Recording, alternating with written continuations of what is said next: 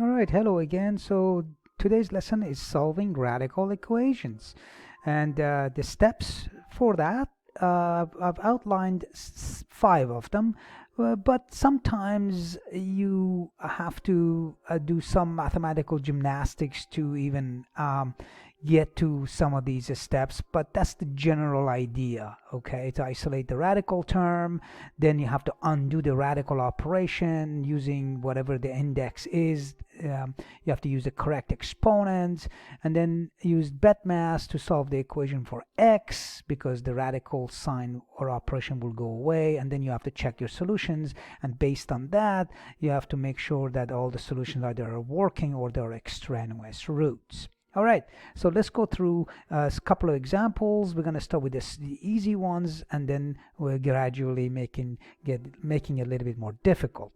So example 1, we have square root of x equals to 4. Simple as that. So according to the rules, we have to isolate the radicals. The radical is isolated on its own. You see that? There's nothing added or subtracted here or there or multiplied.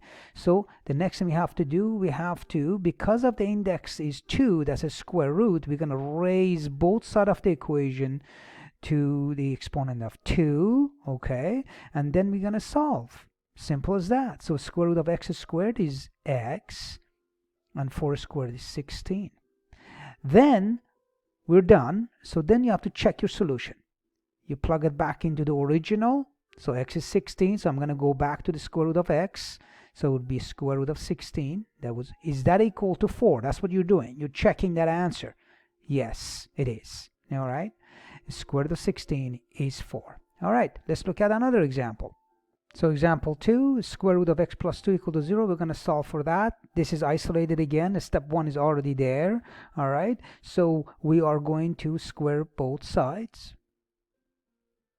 And what we will get is x plus 2 on the left hand side equal to 0 squared is 0.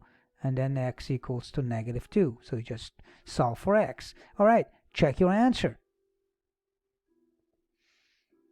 Original, you got to put it back into the original radical equation. So negative 2 plus 2, is that equal to 0? Yes, square root of 0 is 0. Great, excellent, we checked it. Okay, next example. Okay, look at example 3. So the first thing you have to do, we have to isolate the radicals. Now, you can actually go ahead and divide both sides by 2. There's a coefficient in front, or the number that's being multiplied in front of the radical term, that's a 2. That's not going to make a huge difference if you don't do the isolation. In this case, that's what I was talking about. In this case, actually, because of the multiplication, you can just go ahead and do the raising it to the power of 2 both sides, and that will actually take care of it. But you can also divide both sides by 2 and isolate the variable. We're going to do that both ways, and then we go through it. So come back and check. So here it is. 2 squared is 4, and x plus 1, square root of x plus 1 is x plus 1, and then 9.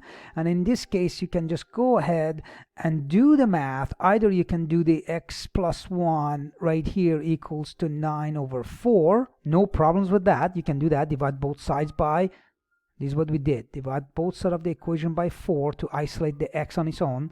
And then the final answer to that one will be x equals to 9 divided by 4 minus 1. Okay?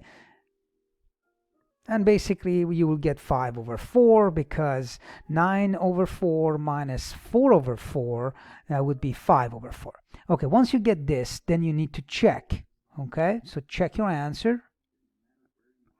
So it's 2 times 5 over 4 plus 1. Will that equal 3? All right, so it's 2 times, and that's 4 over 4, that's 9 over 4.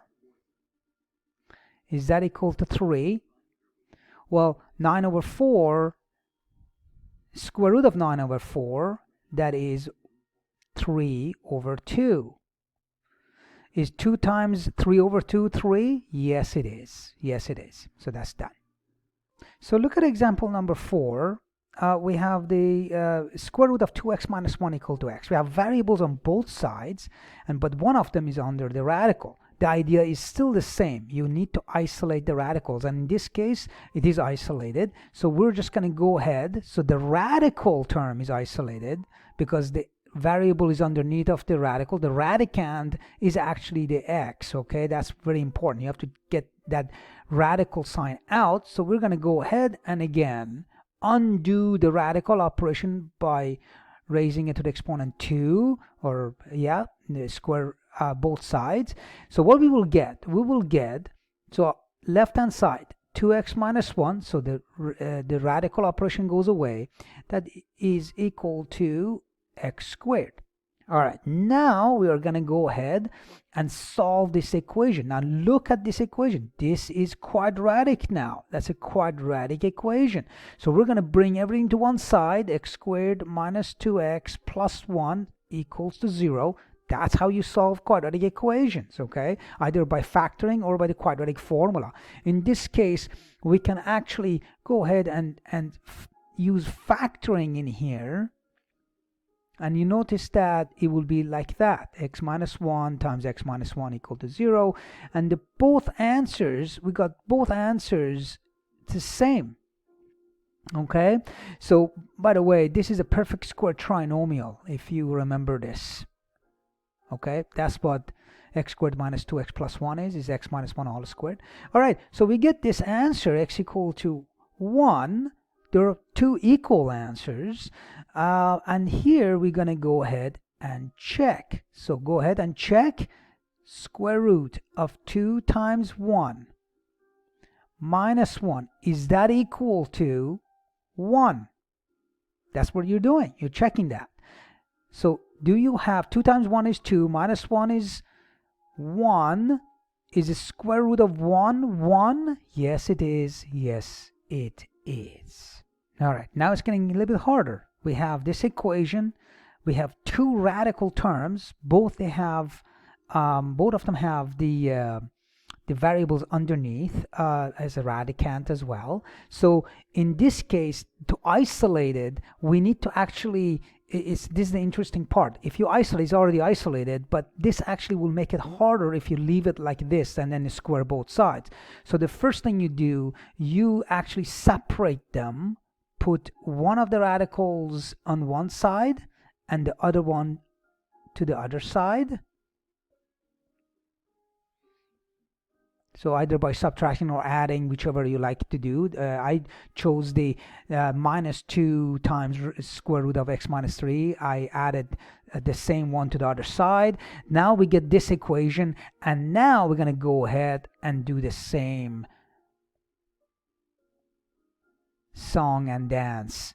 Square both sides. We're going to need to undo the radical term, and by doing that, left hand side we get x plus 1, and then right hand side it gets 4. 2 squared is 4, and then times x minus 3. And then we have to use the operations. Make sure that you expand distributive law, right? The 4 multiplies through, and then you have to isolate the x's. So minus 3x, you just go ahead and do that.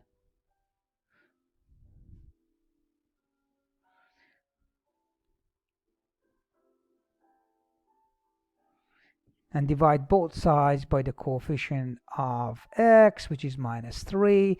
And the final answer, you'll have x equals to 13 over 3. Okay? Now, last thing you need to check.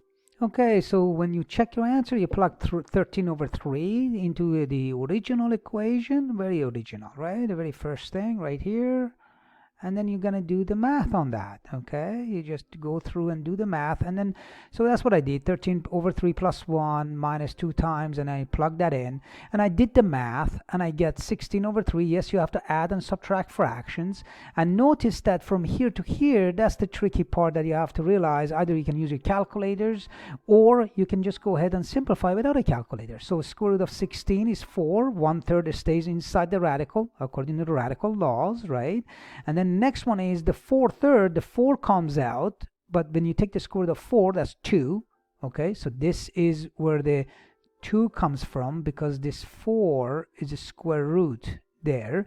And then 1/3. And notice that 4 square root of 1/3 minus 4 square root of 1/3, like terms, 4 and 4, that's equal to 0. Great, you're done.